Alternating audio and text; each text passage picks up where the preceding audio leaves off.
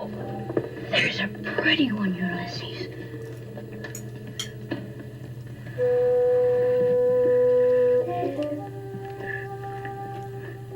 There it is. Hello BookTube, I'm Sean the Book Maniac. Welcome back to my channel and another wee book haul. I got 3 books for you. The first one is a non-fiction book that somebody on Bookish Twitter talked about, and I know that Chris Wolak of the Book Cougars is currently reading it. It wasn't her I first heard about it from. But anyway, it is called What a Library Means to a Woman, Edith Wharton and the Will to Collect Books by Sheila Liming. It just sounds fascinating. It is about Edith Wharton and her library. The author does a literary and historical analysis of all the books in Edith Wharton's library. Doesn't that just get you all hot and bothered? Oh my God. I haven't previewed the text in terms of how academic it is. Let's just try the opening paragraph from Chapter 1. Chapter 1 is entitled The Library as Space, Self-Making and Social Endangerment in the Decoration of Houses, a book title, and Summer, another book title. The epigraph is, the meanings of places may be rooted in the physical setting and object and activities, but they are not a property of them. Rather, they are a property of human intentions and experiences. And that's Edward Ralph, Place and Placelessness. Inheritance, Walter Benjamin contends, is the soundest way of acquiring a collection. This proved true for Edith Wharton, whose father's modest gentleman's library furnished a basis for her own collection of books. George Frederick Jones died in 1882 when Wharton was just 20 years old, leaving behind a comfortable legacy for his 3 children. Unfortunately for Wharton, though, this legacy was designated to be held in trust by Jones's male heirs, Wharton's brothers, the result being that Wharton herself saw very little of it.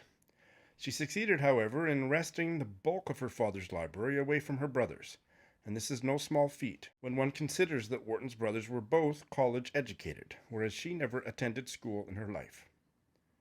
Wharton varies in her descriptions of her father's collection, praising it on the one hand for granting her entry to the wide expanse of the classics, and on the other, naming it as the source of an educational lacune on her part. That lacune was, as she saw it, shaped and defined by the dictates of a polite yet necessarily stolid brand of taste. Which is to say that Wharton's father's library was, like the other gentlemen's libraries of his day, acquired with ownership and not utility primarily in mind. Well, that style of writing may not grab all of yous, but it does grab me, actually. It's published just last year, I believe. Let's see. No, it was published in 2020. I think the paperback came out last year. Next, I have a novel that was fascinated me last year, but I just didn't get to it, and I'm not sure I'm going to get to it in 2024 either, but this is the second novel by Stephen Markley, the author of Ohio, and it's a chunker, The Deluge. And I got a copy at a bookstore in Saskatoon for 40% off. And this came out in 2022. And this is about global warming. It's futuristic, but not too far in the future, so it's terrifying to read. And it's so long. It's almost 900 pages. I have the audiobook as well. I am going to read it at some point. Obviously, I loved Ohio. I have a full review of that. I'll put a link in the show notes. But I just don't do well with tomes. I have trouble sticking to them because of how polyamorously I read. Let's listen to the first 2 paragraphs. The first chapter is called The Phase Transitions of Methane Hydrates, 2013. One of the grad assistants had left the mail in a pile by the lab's primary computer. The first envelope Tony Petrus opened was a confirmation letter from the American Geophysical Union for an appearance at the annual AGU conference to present initial research findings. The second envelope would change the way Tony felt about the world. He never got around to the rest of the day's mail. He opened this letter with his eyes diverted, still on the screen, lunch settling in his stomach, and his dad's advice, Grants can't read denser than the actual science, still irritating him. He'd often do his best thinking when he let his mind go, perhaps while playing with his daughters or after making love to Gail. So he tried to grasp the gist of this latest round of data without diving too deeply into the morass. Reading over the cluttered integers cross-stitched onto the screen, he found himself compelled by the data set the way his kids might anticipate a lesser holiday, like Easter, and he couldn't resist a peek at the chocolate eggs. The issue of his dwindling NSF funds and failure thus far to secure another grant also nagged at him. As if competing for money, lab space, and computational resources at Scripps wasn't already pain enough in the ass, he and Nico had no charismatic megafauna involved. Only the maddening mystery of methane hydrate phase transitions. Well, I have to say that is not about anything that typically interests me, but I am quite beguiled by that, I have to say. When will I read it?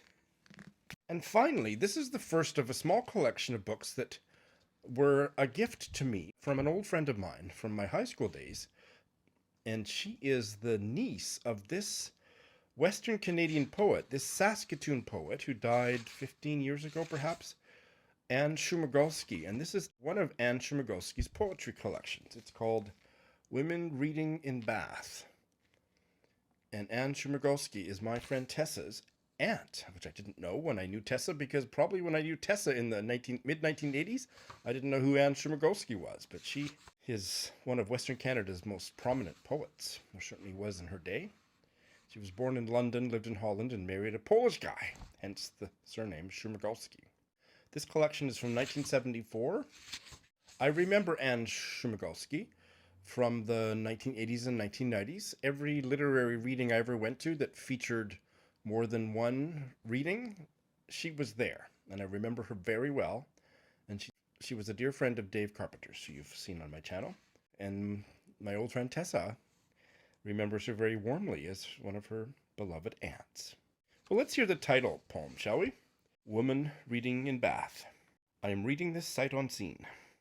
I am swimming alone on the dark sea, when before me looms up the great stout chin of God, floating on the black chops of the high tide, and his hands are clutching the slippery wet sides, the edges and the hems of his bungled universe.